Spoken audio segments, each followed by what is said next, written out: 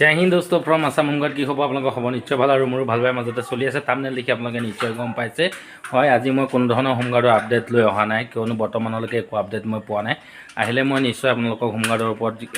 গুৰুত্বপূৰ্ণ আপডেট দিবলৈ চেষ্টা কৰিম আজি মই দেখাম যে মই বাহিৰত থাকোঁতে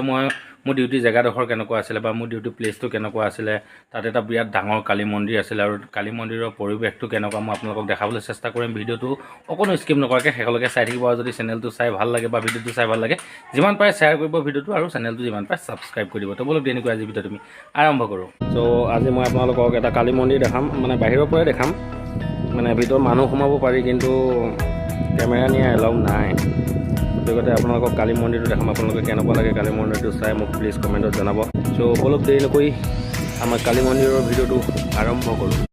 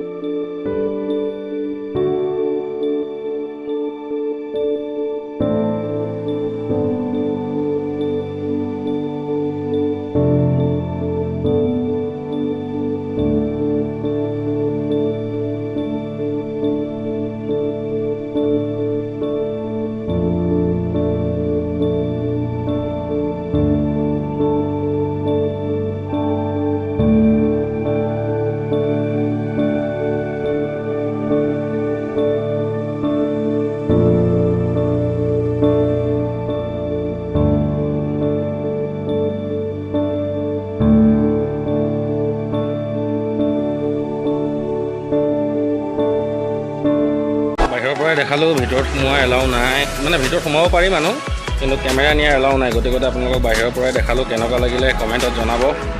আৰু এনেকৈ ক'তো যাব পৰা নাই